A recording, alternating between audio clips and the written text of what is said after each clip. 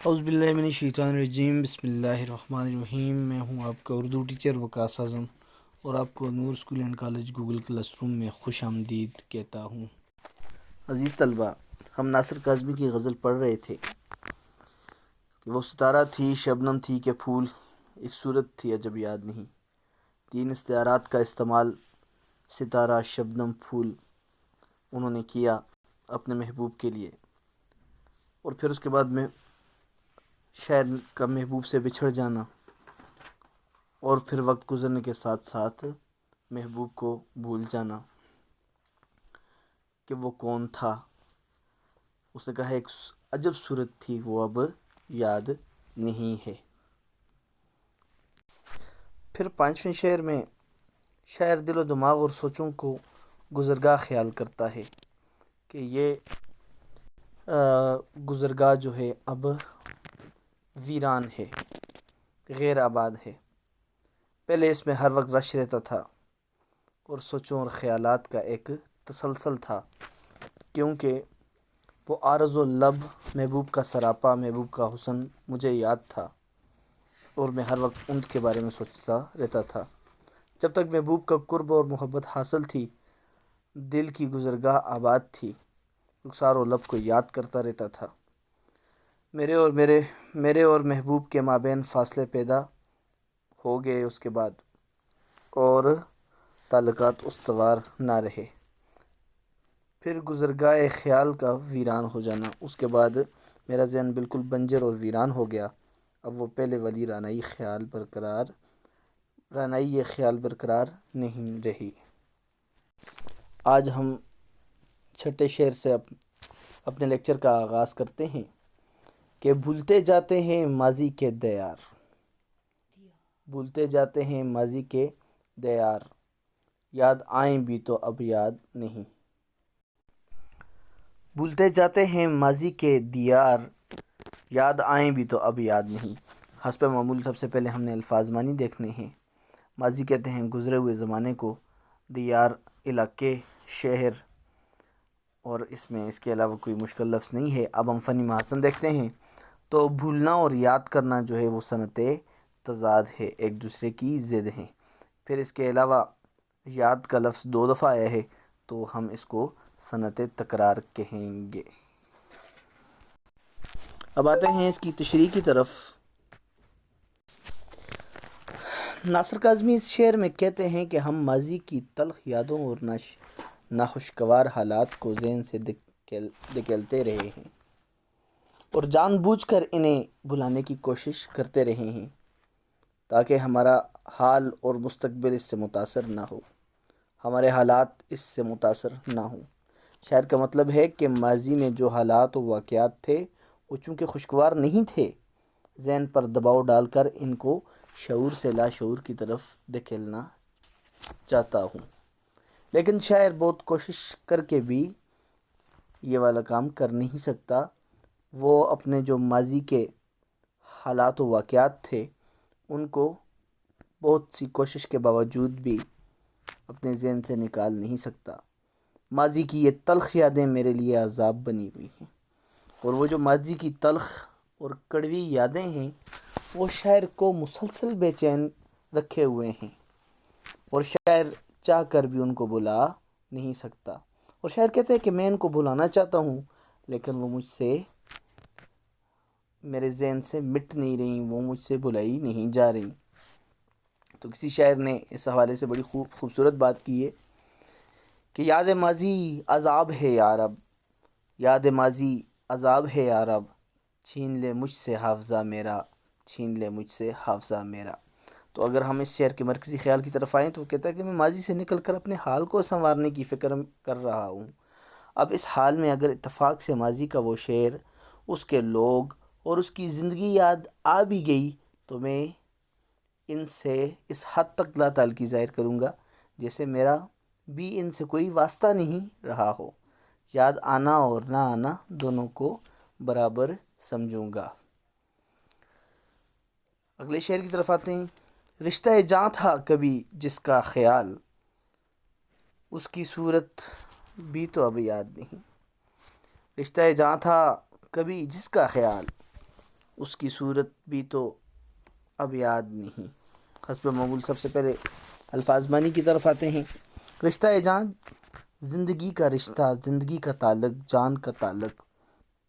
صورت شکل کو کہتے ہیں، اور اگر فنی محاسن کے اعتبار سے دیکھیں ہم تو رشتہ جان جو ہے وہ مرکب اضافی ہے، جس کا خیال بھی مرکب اضافی ہے، اس کی صورت بھی مرکب اضافی ہے۔ اب آتے ہیں اس کی تشریح کی طرف، تو شاعر کہتے ہیں کہ جس کے ساتھ ہم محبت کیا کرتے تھے۔ اب دیکھیں تصویریں بالکل عیاں ہیں، وہ ہمارے دل کی گہرائیوں میں بستا تھا، ہر وقت اس کے بارے میں سوچتے تھے، اس کے تصور کے ساتھ زندگی کا رشتہ بن چکا تھا، رشتہ جان تھا اس کا خیال کہتا ہے۔ ہم ہر وقت انہی کا تصور کیا کرتے تھے، اس کے بغیر ہماری زندگی نامکمل تھی۔ ہم اس کے تصورات اور یادوں کو سرمایہ زندگی سمجھتے تھے، وہ کہتے ہیں۔ اس کو ایک لحظے کے لیے بلانا بھی ہم پر گراں گزرتا تھا، مشکل گزرتا تھا۔ لیکن شاعر کہتا ہے کہ اب اس کی صورت بھی یاد نہیں ہے، لیکن وقت آگے بڑھتا گیا، چڑھتی جوانی کا دور اور جذبات کا سونامی گزر گیا، زندگی میں ایک ٹھہراؤ، سکون اور سنجیدگی آ گئی، پختگی اور شعور آ گیا، ذمہ داریاں بڑھ گئیں، زندگی کی ترجیحات بدل گئیں، ہوائی قلعے تعمیر کرنے اور سرابوں کے پیچھے بھاگنے سے زیادہ زندگی کی حقیقتوں کو اہمیت دی جانے لگی۔ اب محبت کے سوا اور بھی غم نظر آنے لگے ہیں۔ ہاں کیا تو کہتے ہیں، اس کی کیا کہہ رہا ہے کہ اس کی صورت بھی تو اب یاد نہیں۔ دیکھیں دو باتیں ہیں، پہلی بات یہ ہے کہ شاعر کہتا ہے کہ کبھی اس کا خیال بھی ہمارے لیے رشتہ جاں تھا، زندگی کا تعلق تھا اس کے خیال سے، لیکن اب اس کی صورت بھی یاد نہیں ہے۔ دو الگ باتیں ہیں، دو متضاد باتیں ہیں۔ اور اس حوالے سے کسی شاعر نے، بلکہ فیض احمد فیض نے بڑی خوبصورت بات کی ہے کہ اور بھی غم ہے زمانے میں محبت کے سوا، راحتیں اور بھی ہے وصل کی راحت کے سوا۔ تو اگر ہم آئیں اس کے مرکزی خیال کی طرف، تو وہ کہنا یہ چاہتا ہے کہ ذمہ داریوں کی نوعیت اور وقت کے تقاضے اتنے شدت کے ساتھ سامنے آ گئے کہ انہوں نے اس کی یادیں بالکل ہی بلا دی ہیں۔ محبوب کی یادیں اب بالکل یاد نہیں آتی، اس کی صورت بھی اب یاد نہیں آتی۔ یہ حقیقت ہے کہ احباب کو ہم یاد ہی کب تھے کہ اب یاد نہیں۔ سب سے پہلے ہم الفاظ معنی دیکھتے ہیں، تو احباب کہتے ہیں دوستوں کو، اس کے علاوہ کوئی لفظ مشکل نہیں ہے۔ فنی محاسن کی طرف آئیں تو پھر یاد کا لفظ دو بار آیا ہے، تو ہم اس کو صنعت تکرار کہیں گے۔ اب ہم آتے ہیں اس کی تشریح کی طرف، تو یہاں شاعر جو ہے وہ اپنے دوستوں پہ طنز کر رہا ہے، اور اپنے دوستوں کے رویے سے، اپنے دوستوں کے سلوک سے بڑا تنگ ہے۔ ناصر کاظمی اس شعر میں اپنے دوست احباب پر طنز کرتے ہوئے کہتے ہیں کہ یوں تو میرے بہت سارے دوست احباب تھے، جن سے میں نے بہت سی توقعات وابستہ کر رکھی تھی کہ یہ دوست میرے دکھ اور سکھ کا ساتھ دیں گے۔ ناصر کاظمی کیا کرتا ہے؟ ناصر کاظمی کو توقعات ہیں ان سے بہت زیادہ، کہ یہ میرے چارہ ساز بنیں گے، میرے غم گسار بنیں گے، میری عزت و وقار اور خوشی میں اضافے کے لیے کوشش کریں گے، لیکن یہ میری خام خیالی ثابت ہوئی۔ کیا کہہ رہا ہے شاعر؟ کہ میں جو سوچ رہا تھا اس کے بالکل متضاد ہوا، یہ میری خام خیالی تھی۔ ان دوستوں نے کبھی میرا ساتھ نہیں دیا۔ جب وہ اچھے حالات میں بے رخی برتنے لگے تھے تو مصیبت کی گھڑی میں کیا کام آئیں گے۔ اب جب کہ میری زندگی مسلسل مشکلات اور مصائب کا شکار ہے، مجھے مدد اور سہارے کی ضرورت ہے۔ ان سے کیا توقع کی جا سکتی ہے؟ اتنے بہت سارے دوستوں کے ہوتے ہوئے بھی خود کو بالکل تنہا محسوس کرتا ہوں۔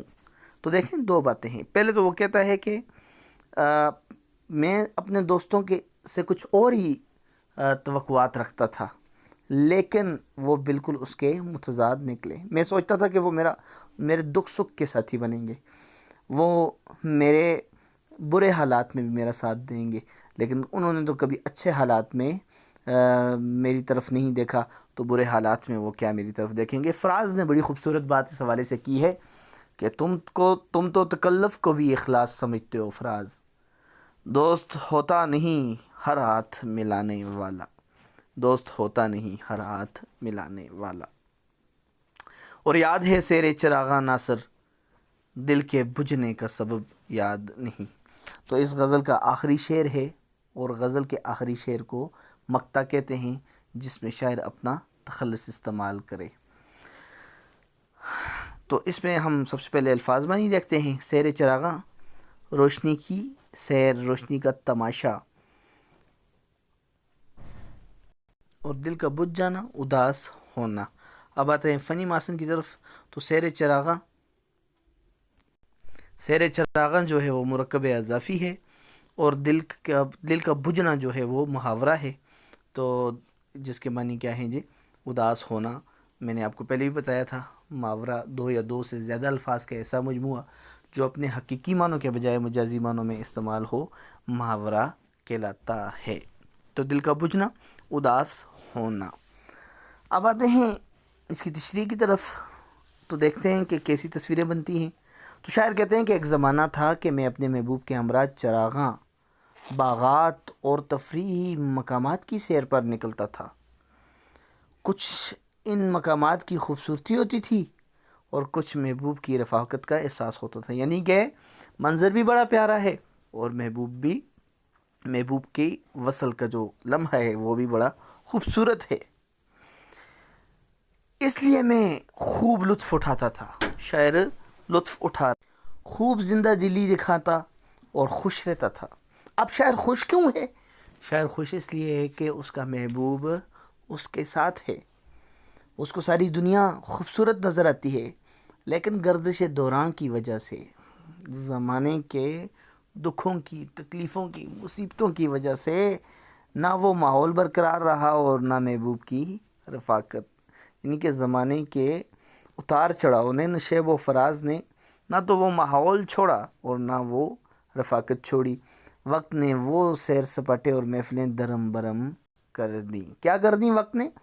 وہ جو رونقیں تھیں ان کو تباہ و برباد کر دیا، وہ ساری رعنائیاں، دلچسپیاں ختم ہو گئی۔ اب ان کی صرف یادیں باقی ہیں، اور ماضی کی یہ یادیں مجھے بہت تنگ کرتی ہیں، اور ماضی کے برعکس اب تو میرا حال بہت تہی دامن ہے۔ لیکن پہلے جو ہے وہ اس کی زندگی میں بہاریں تھیں، اب اس کی زندگی میں خزاں ہی خزاں ہے، میرے حصے کی خوشیاں روٹ کر کہیں دور چلی گئی ہیں۔ شاعر کیا کہہ رہا ہے جی؟ شاعر کہہ رہا ہے، یہ چاہتا ہے کہ اس کے حصے کی جو خوشیاں ہیں وہ خفا ہو کر اس سے کہیں دور چلی گئی ہیں۔ اب تو اداسیوں اور محرومیوں کا دورہ ہے، اور اب صرف پریشانیاں ہیں، رنج و الم ہیں، دکھ ہیں، درد ہیں، تکلیفیں ہیں۔ شاعر کے دل کے بجھنے کا سبب یہی محرومی اور اداسی ہے۔ کہتے ہیں نا، دل کے بجھنے کا سبب یاد نہیں۔ دراصل وہ انجان بن کر اپنے دکھ کو کم کرنے کی کوشش کر رہا ہے، لیکن کہنا یہ چاہتا ہے کہ میرا دل جو ہے وہ محرومی سے اور اداسی سے بجھ گیا ہے، لیکن انجان بن کر اس طرح حقیقت کی شدت کو کم بھی کرنا چاہتا ہے وہ، کیونکہ جس چیز کا بار بار ذکر کیا جاتا ہے اس کی شدت میں اضافہ ہو جاتا ہے، اور شاعر یہی کوشش کر رہا ہے کہ شاعر اپنا وہ عروج کا زمانہ جو ہے اس کو بلا دے۔ اس والے سے ناصر کاظمی نے بڑی خوبصورت بات کی ہے کہ بیٹھ کر سایہ گل میں ناصر، بیٹھ کر سایہ گل میں ناصر، ہم بہت روئے وہ جب یاد آیا، دل دھڑکنے کا سبب یاد آیا، وہ تیری یاد تھی اب یاد آیا۔ تو یہ تھی ناصر کاظمی کی غزل۔ اب ہم آتے ہیں آج کے جو اشعار ہم نے پڑھے ان کے اہم نکات کی طرف۔ تو چھٹے شعر میں شاعر تلخ یادوں اور ناخوشگوار حالات کو ذہن سے دھکیلتے جاتے ہیں، اور جان بوجھ کر انہیں بھلاتے ہیں تاکہ ہمارا مستقبل اور حال اس سے متاثر نہ ہو۔ شاعر کہتا ہے کہ اس کا مستقبل بھی اور حال بھی ان یادوں سے، ماضی کے تلخ یادوں سے متاثر نہ ہو۔ پھر ساتویں شعر میں دیکھیں تو شاعر کہتے ہیں کہ جس سے ہم محبت کرتے تھے وہ ہماری دل کی اتھاہ گہرائیوں میں بستا تھا، اس کے تصور کے ساتھ زندگی کا رشتہ سا بن گیا تھا۔ وقت آگے بڑھنے کے ساتھ ساتھ زندگی میں ایک سکون اور ٹھہراؤ سا آ گیا، پختگی اور شعور آ گیا۔ اب محبت کے سوا اور بھی غم نظر آنے لگے ہیں۔ 8ویں شعر میں ناصر کاظمی اس شعر میں اپنے دوست و احباب پر طنز کرتے ہوئے کہتے ہیں کہ یوں تو میرے بہت سارے دوست احباب تھے جن سے میں نے بہت سی توقعات وابستہ کی تھیں کہ یہ دوست غم میں ساتھ دیں گے، میری عزت میں اضافہ کریں گے، لیکن یہ میری خام خیالی تھی، ان دوستوں نے میرا ساتھ نہ دیا۔ پھر آخر میں 9ویں شعر کی طرف آتے ہیں، یہ اس غزل کا مقطع بھی ہے۔ تو اس میں ناصر کہتے ہیں ایک زمانہ تھا کہ میں اپنے محبوب کے ہمراہ چراغاں، باغات اور تفریحی مقامات کی سیر پر نکلتا تھا۔ کچھ ان مقامات کی خوبصورتی تھی، کچھ محبوب کی رفاقت کا احساس، لیکن گردش دوران کی وجہ سے نہ وہ ماحول برقرار رہا اور نہ محبوب کی رفاقت۔ دل کے بجھنے کا سبب اداسی اور محرومی تھا، لیکن انجان بن کر اس تلخی کی شدت کو شاعر کم کرنا چاہتا تھا۔ تو یہ تھی ہماری آج کی غزل۔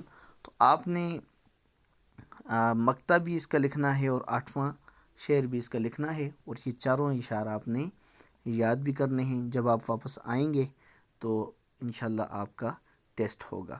اللہ تعالیٰ آپ کا حامی و ناصر ہو۔ اللہ حافظ۔